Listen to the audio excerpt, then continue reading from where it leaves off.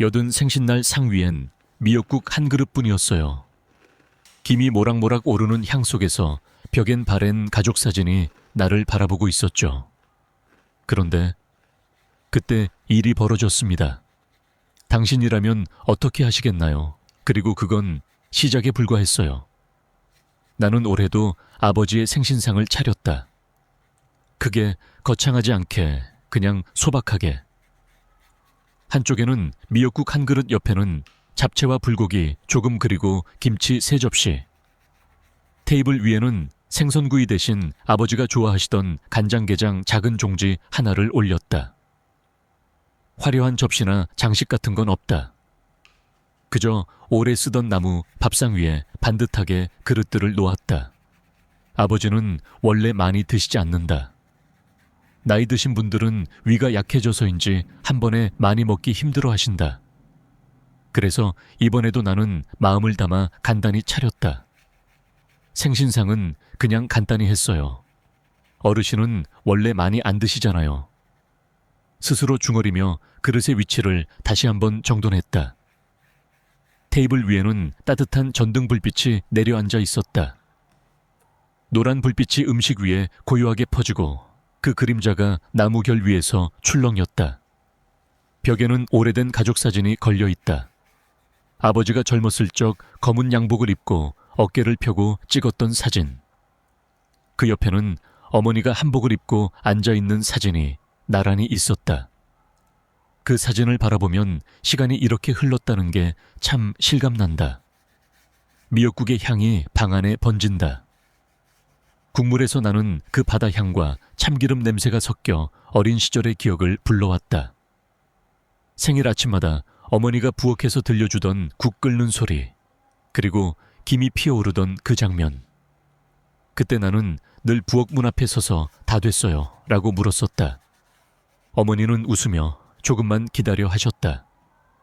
그 미소와 목소리가 오늘따라 더 또렷하게 들리는 것 같다. 나는 이번 생신상을 준비하면서 한 가지를 더 신경 썼다. 반찬마다 온기를 유지하려고 상 위에 올리기 직전까지 뚜껑을 덮어두었다. 겨울의 찬 공기가 음식의 온기를 빼앗아 가지 않도록. 아버지가 숟가락을 들었을 때 국이 아직 김을 뿜어야 한다. 그 따뜻함이 입안뿐 아니라 마음에도 스며들기를 바라면서 시계를 보니 약속한 시간이 다 되어간다. 아버지는 요즘 걸음이 느리다. 바깥 계단을 오르는 데에도 시간이 걸린다. 그래서 나는 일부러 조금 일찍 상을 차렸다. 문이 열리고 아버지의 발자국이 들릴 그 순간까지 모든 게 준비되어 있어야 했다. 나는 의자를 당겨서 아버지가 바로 앉을 수 있게 만들었다. 그리고 자리 옆에는 미리 든 숭늉 한 잔을 놓았다. 한국에서 어르신께 숭늉을 대접하는 건 그분의 속을 편안하게 해드리고 싶은 마음이 담겨 있다. 특히 겨울에는 그 온기가 곧 마음의 온기가 된다. 거실 한쪽에는 작은 난로가 켜져 있었다. 그 앞에서 나는 잠시 손을 녹이며 아버지를 기다렸다. 밖에서는 겨울바람이 유리창을 스치며 스산한 소리를 냈다. 그 소리와 난로의 타닥거림이 섞여 묘하게 차분한 공기를 만들었다. 잠시 후 현관 쪽에서 발자국 소리가 들렸다. 두툼한 고무신이 마루 위를 밟는 소리. 나는 무심코 미소 지었다. 이제 곧 아버지가 이 상 앞에 앉으실 것이다. 아버지 생신상을 준비하다 보니 문득 오래전 내 어린 시절이 떠올랐다. 그 시절 우리 집은 넉넉하지 않았다. 겨울이면 방 안 공기가 차가웠고 부엌은 연탄불 냄새와 김서린 창문으로 가득했다. 그럼에도 어머니는 내 생일마다 꼭 미역국을 끓여 주셨다. 어릴 땐 생일이면 꼭 미역국이 있었죠. 그건 마치 변하지 않는 약속 같았다. 아침 일찍 일어나 부엌 한쪽에서 가마솥 뚜껑을 열고 김을 뿜어내던 어머니의 뒷모습이 아직도 눈에 선하다. 그 옆에는 잘 삭은 김치와 계란말이가 반듯하게 놓여 있었다. 그때 나는 그것이 세상에서 가장 특별한 상이라고 믿었다. 부엌 안에는 연탄불 위에서 찌개가 보글거리며 끓는 소리가 났다. 어머니는 두꺼운 누비못을 입고 손등이 트고 거칠어진 채로 국을 저었다. 나는 그 모습을 보며 생일이라는 게 꼭 선물이나 케이크가 아니라는 걸 어릴 때부터 배웠다. 정성스럽게 차려진 따뜻한 밥상, 그리고 그 밥상을 마주하며 나누는 웃음이 생일의 전부였다. 아버지의 생일도 그랬다. 당시엔 아버지도 일을 마치고 들어오면 식탁 앞에 조용히 앉아 미역국을 한 숟갈 뜨시며 따뜻하네 라고 하셨다. 그 말이 어머니의 하루를 보상해 주는 듯했다. 나는 그 옆에서 김이 모락모락 나는 국물을 후후 불어먹었다. 그 뜨거움이 혀끝을 두고 가슴까지 퍼지던 그 느낌이 아직도 생생하다. 그때는 형편이 어려워서 고기 반찬은 귀했다. 그래서 가끔 아버지가 생일상에 올려주신 돼지고기 수육은 가족 모두에게 잔칫날 같은 기분을 주었다. 어머니는 수육 위에 마늘과 쌈장을 올려주시며 한 입 크게 먹어 하셨다. 그 한 입 안에는 온 가족의 웃음과 따뜻함이 담겨 있었다. 세월이 흘러 나도 부모가 되고 나서야 그 마음을 이해하게 되었다. 힘들고 바쁘더라도 생일만큼은 밥상 앞에 가족이 모이는 시간을 만들고 싶었다. 그건 단순한 식사가 아니라 마음을 전하는 의식이었다. 오늘 아버지의 생신상을 준비하면서 나는 예전 어머니가 나를 위해 해주시던 그 손길을 그대로 따라했다. 미역국에 간을 맞출 때도 어머니가 하시던 대로 마지막에 참기름을 한 방울 떨어뜨렸다. 그 향이 퍼지자 마치 어린 시절 부엌 문 앞에 서 있던 내 모습이 불쑥 되살아났다. 나는 잠시 그 기억 속에 빠져들었다. 그 시절 부엌 바닥에 낡은 장판, 겨울이면 창문 가장자리에 맺히던 하얀 설이 손끝이 시려워 호호 불던 순간들.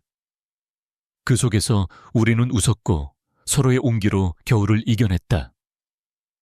그리고 문득 이런 생각이 들었다. 아버지가 오늘 이 상을 보실 때 혹시 예전 어머니가 준비하시던 그 따뜻함을 느끼실 수 있을까? 그렇다면 이번 생신상은 이미 성공한 거나 다름없다. 그땐 그게 세상에서 제일 맛있는 음식이었어요. 나는 속으로 그 말을 되뇌며 김이 피어오르는 미역국을 바라봤다. 그 향과 온기가 세월을 건너 오늘로 다시 돌아온 것 같았다. 거실의 시계 초침이 느릿하게 움직이고 있었다. 나는 상 위의 반찬들을 한 번 더 살펴보았다. 김치 접시 가장자리에 묻은 양념을 깨끗이 닦아내고 불고기의 모양을 고르게 정리했다. 숟가락과 젓가락은 나란히 손잡이가 바깥을 향하게 놓였다. 이렇게 해야 어르신이 손을 뻗었을 때 바로 잡기 편하다. 창밖에는 겨울바람이 유리창을 스치며 윙윙거렸다. 그 소리가 방 안의 고요함과 섞여 묘한 긴장감을 만들었다. 오늘은 아버지가 걸음을 옮기기 힘드셔서 내가 먼저 식탁 앞에 모든 걸 준비해 두어야 했다. 어르신이 도착하셨을 때 바로 앉아 드실 수 있도록 말이다. 아버지의 발자국 소리를 기다리는 이 시간이 왜 이렇게 길게 느껴지는 걸까? 나는 의자를 조금 더 당겨서 앉기 편하게 하고 쿠션을 놓았다. 허리가 편안해야 오래 앉아 계실 수 있으니까.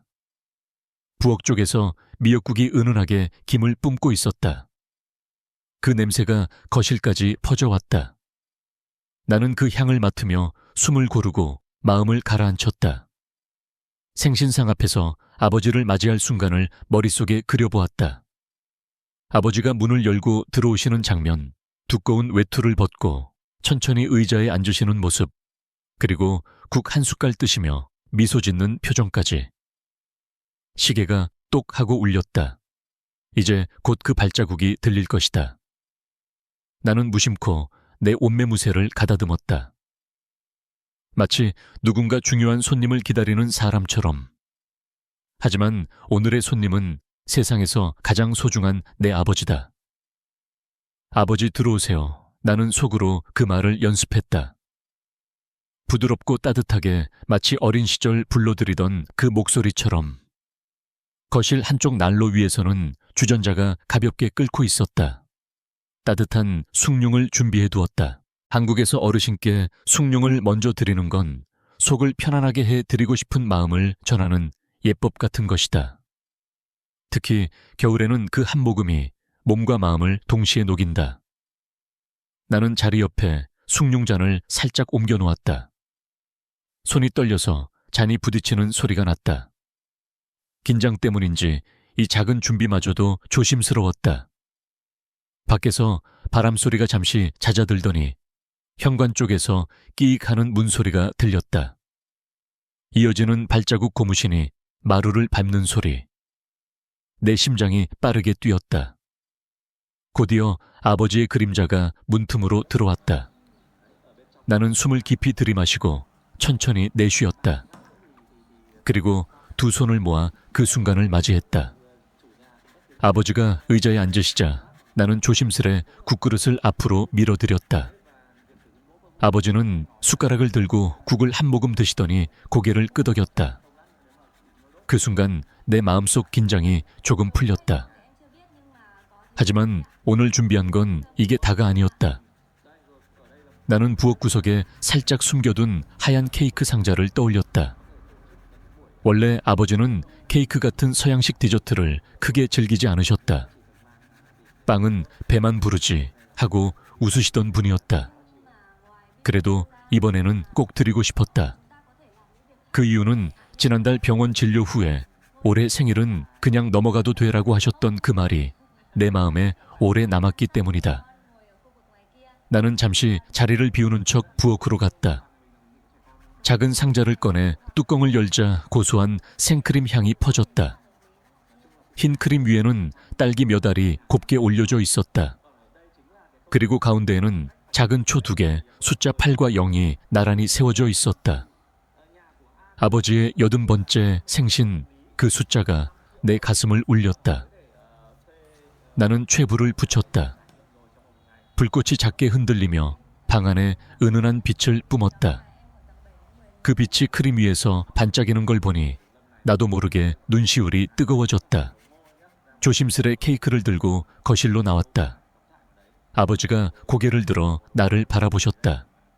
순간 그 표정이 아주 천천히 변해갔다. 처음에는 약간 놀란 듯 이어서 부드러운 미소가 번졌다. 그리고 케이크를 들고 나왔어요. 나는 작게 중얼거렸다. 마치 이 순간이 오래 기억되기를 기원하듯이. 아버지는 잠시 말이 없으셨다. 그저 케이크 위의 촛불을 바라보며 깊게 숨을 들이마셨다. 그 눈빛 속에는 놀람 기쁨 그리고 조금의 서글픔이 섞여 있었다. 나는 케이크를 테이블 한가운데 내려놓았다. 초 위에 불빛이 아버지 얼굴에 잔잔하게 번졌다. 그 빛 속에서 세월의 주름 하나하나가 더 뚜렷하게 보였다. 아버지 생신 축하드립니다. 내 목소리는 조금 떨렸다. 아버지는 미소 지으며 아주 천천히 고개를 끄덕이셨다. 그 순간 거실의 공기가 따뜻하게 변한 듯 했다. 겨울 바람 소리도 시계 초침 소리도 멀리 사라지고 오직 촛불의 흔들림만이 우리 사이를 채우고 있었다. 촛불이 가느다랗게 흔들리고 있었다. 나는 아버지 앞에 앉아 소원 빌고 불어요 하고 조심스레 말했다. 아버지는 잠시 나를 바라보다가 눈을 감았다. 그 표정은 마치 오래된 기억 속 무언가를 떠올리는 듯 깊고 고요했다. 초 위에 불꽃이 바람처럼 사라졌다. 순간 방 안이 한층 더 따뜻해진 것 같았다. 나는 미리 준비해둔 케이크 칼을 꺼내 한 조각을 잘라 접시에 올렸다. 아버지가 포크를 들어 케이크를 맛보셨다. 입가에 번지는 그 작은 미소가 내겐 세상 그 무엇보다 값졌다. 잠시 후 나는 아버지의 손을 가만히 잡았다. 세월이 새겨진 손등에는 굵은 혈관과 깊은 주름이 얽혀 있었다. 그 손이 내 손을 감싸주자 묘하게 마음이 울컥했다. 오래오래 건강하세요. 나는 그렇게 말했다. 아버지는 잠시 침묵하더니 천천히 대답하셨다. 이렇게 챙겨줘서 고맙다. 그 한마디에 지난 수개월 동안의 걱정과 불안이 눈 녹듯 사라졌다.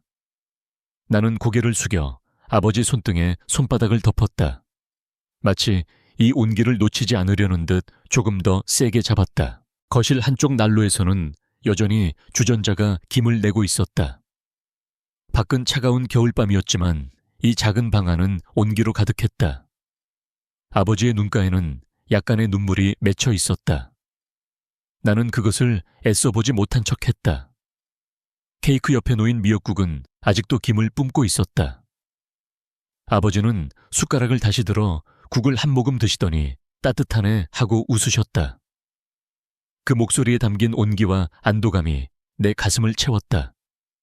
이 순간 나는 확신했다. 화려하지 않아도 값비싼 선물이 없어도 이렇게 마주 앉아 웃을 수 있다면 그게 바로 최고의 생일이라는 걸.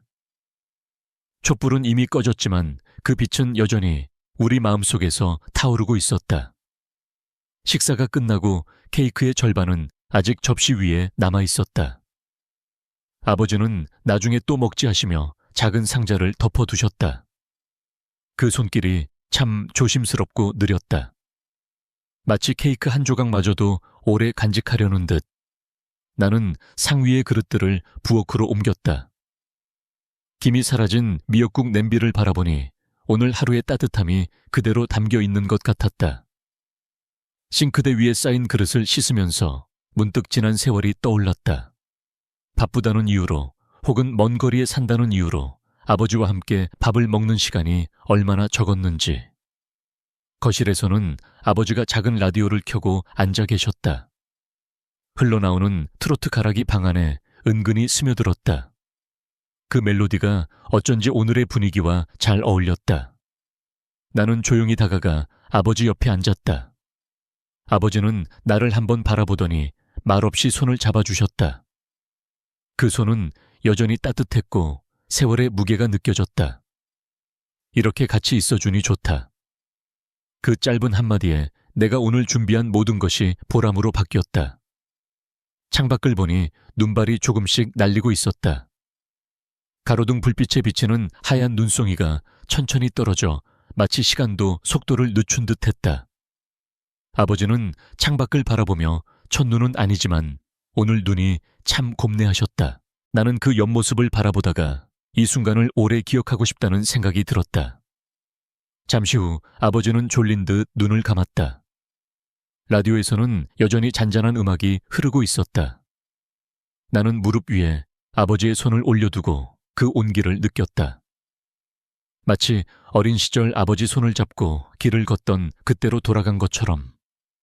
시간은 흘렀지만 이렇게 마주 앉아 있는 순간만큼은 변하지 않았다. 비록 생신상은 화려하지 않았지만 그 안에 담긴 마음과 추억은 어떤 값비싼 선물보다도 깊었다. 오늘 하루 나는 다시 한번 깨달았다. 가족의 온기는 돈으로 살 수 있는 것이 아니고 지금 이 순간이 바로 우리가 지켜야 할 가장 소중한 것이라는 걸. 아버지가 주무신 후 나는 혼자 거실에 앉아 있었다. 방 안은 조용했고 난로에서 나는 타닥거림만이 들려왔다. 불 꺼진 촛불 냄새가 아직도 희미하게 남아 있었다. 그 향이 마치 오늘 하루를 천천히 마무리해 주는 것 같았다. 창문 너머로는 하얀 눈이 여전히 내리고 있었다. 가로등 불빛에 부서지는 눈송이들이 참 고왔다. 그걸 바라보니 아주 오래전 겨울이 떠올랐다. 그날도 눈이 내렸고 나는 어린아이였다. 학교에서 돌아오자마자 마당에서 눈사람을 만들고 있었는데 아버지가 퇴근하시며 내 이름을 불렀다. 손에는 작은 종이봉투가 들려 있었고 그 안에는 아직 따뜻한 호빵이 2개 들어 있었다. 아버지는 내 손에 그 호빵을 쥐어주시며 웃으셨다. 따뜻할 때 먹어야 더 맛있어. 그 말과 함께 전해진 온기가 그날 하루뿐 아니라 지금까지도 내 마음속에 남아있다. 나는 그때의 아버지 얼굴을 또렷하게 기억한다. 주위의 볼이 빨갛게 상기됐지만 눈빛은 참 부드러웠다.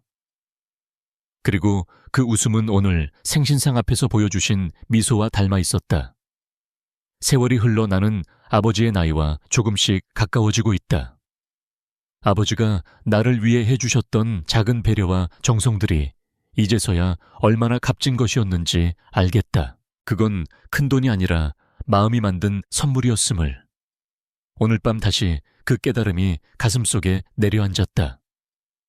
아버지와 함께한 수많은 순간들 중 이렇게 마음 깊이 남는 장면들이 있다는 것이 얼마나 감사한지 모른다.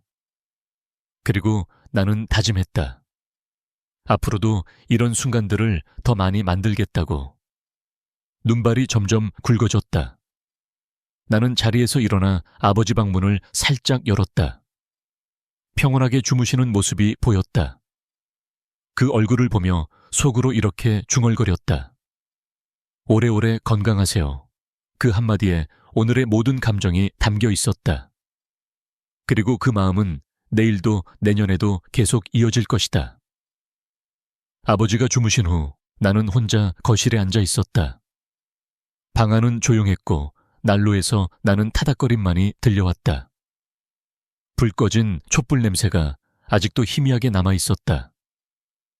그 향이 마치 오늘 하루를 천천히 마무리해 주는 것 같았다. 창문 너머로는 하얀 눈이 여전히 내리고 있었다. 가로등 불빛에 부서지는 눈송이들이 참 고왔다. 그걸 바라보니 아주 오래전 겨울이 떠올랐다. 그날도 눈이 내렸고 나는 어린아이였다. 학교에서 돌아오자마자 마당에서 눈사람을 만들고 있었는데 아버지가 퇴근하시며 내 이름을 불렀다. 손에는 작은 종이봉투가 들려 있었고 그 안에는 아직 따뜻한 호빵이 2개 들어 있었다. 아버지는 내 손에 그 호빵을 쥐어주시며 웃으셨다.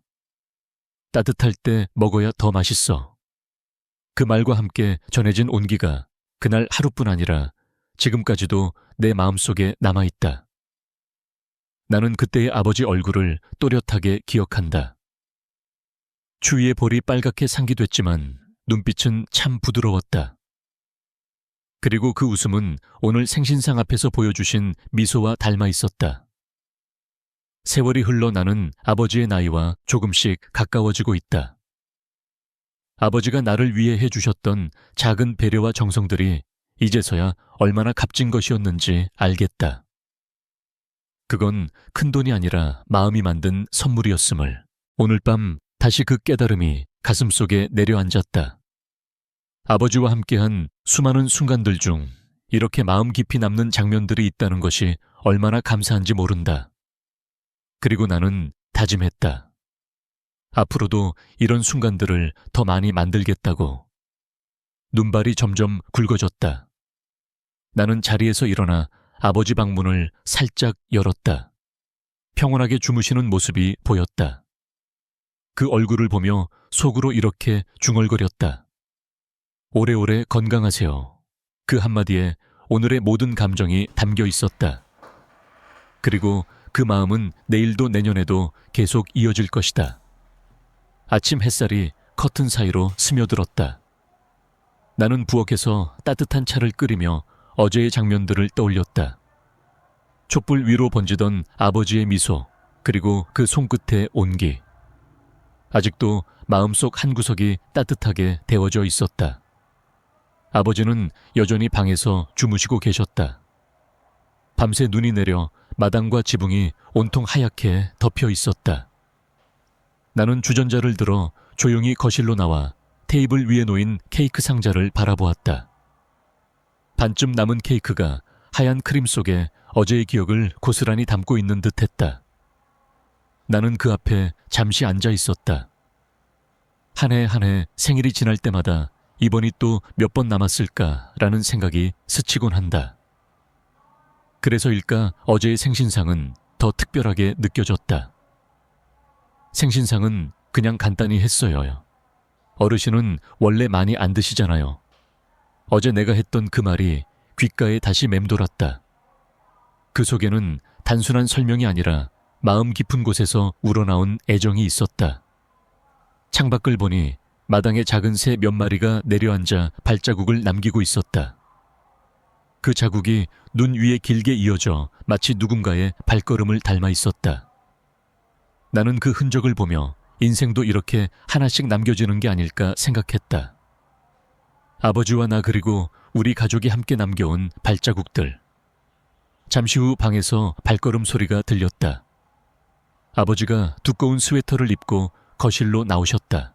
나는 따뜻한 차를 건네드리며 웃었다.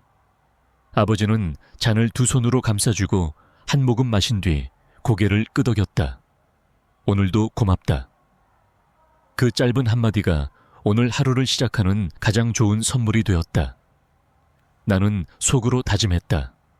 앞으로도 해마다 계절이 바뀔 때마다 아버지와 이렇게 마주 앉아 차를 나누고 이야기를 나누는 시간을 지키겠다고. 그것이 내가 할 수 있는 가장 확실한 사랑의 표현이라는 걸 이제는 안다. 창밖의 눈발은 조금씩 잦아들고 있었다. 나는 아버지 잔 옆에 케이크 접시를 놓으며 말했다. 아버지 오늘 저녁에 이거 같이 먹어요. 아버지는 조용히 웃으시며 고개를 끄덕이셨다. 그 웃음 속에서 나는 다시 한번 깨달았다. 행복이란 거창한 것이 아니라 이렇게 작은 순간 속에 숨어 있다는 것을. 우리는 종종 가족이니까 당연히 알겠지라고 생각합니다. 하지만 시간이 흐를수록 서로의 마음은 말하지 않으면 닿지 않을 때가 많습니다. 이번 이야기는 화려한 잔치도 값비싼 선물도 아니었습니다. 그저 한 그릇의 미역국 작은 케이크 그리고 함께한 시간. 효샤오란 거창한 것이 아니라 그 사람이 살아있는 동안 자주 눈을 맞추고 마음을 묻고 손을 잡아주는 것일지도 모릅니다. 또한 가족이기에 더욱 필요한 것이 바로 적당한 거리입니다. 서로의 생활을 존중하고 필요할 때 다가가고 물러날 때는 물러나는 지혜. 그 경계가 지켜질 때 가족의 온기는 오래갑니다. 혹시 여러분은 부모님 혹은 자녀와 나누었던 가장 기억에 남는 한 끼가 있나요? 그때의 음식, 그 자리의 대화, 그 손의 온기를 기억하시나요? 댓글로 여러분의 이야기를 들려주세요. 누군가의 기억 속에도 오늘이 오래 남을 수 있도록